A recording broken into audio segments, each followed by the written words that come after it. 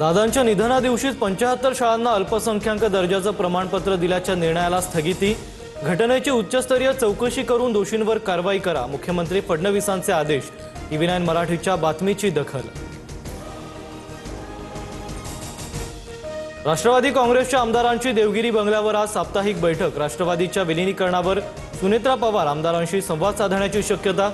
मंत्री झिरवाळांच्या कार्यालयातील लाचखोरी प्रकरणावरही चर्चेची शक्यता।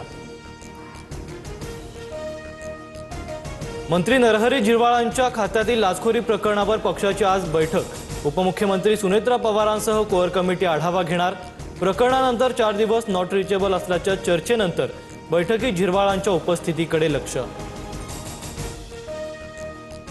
माफी मागणार नाही, टिपू सुलतानवरील वक्तव्यावर हर्षवर्धन सपकाळ ठाम। टिपू सुलतानचे वंशज भाजपात आले तरी त्यांना देखील पद देतील, सपकाळांची टीका।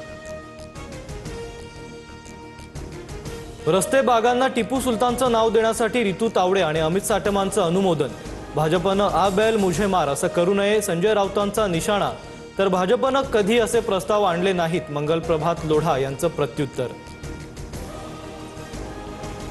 मालेगाव महापालिकेत टिपू सुलतानचा फोटो पुन्हा लावणार, उपमहापौर शाने हिंद यांच्या वक्तव्यानं पुन्हा वादाची चिन्ह। भाषणादरम्यान टिपू सुलतानची स्तुती। गणेश नाईकांना श्रीकांत शिंदेंनी उत्तर दिलंय। नगरविकास खात्यातील कारभारावरून आरोपांसह श्रीकांत शिंदेंवर गणेश नाईकांनी टीका केली होती। गणेश नाईकांनी स्वगृही परत यावं, भाजपसोबत राहून शिंदेंविरोधात लढाई लढता येणार नाही। संजय राऊतांकडून गणेश नाईकांना ठाकरेंच्या शिवसेनेत येण्याची ऑफर।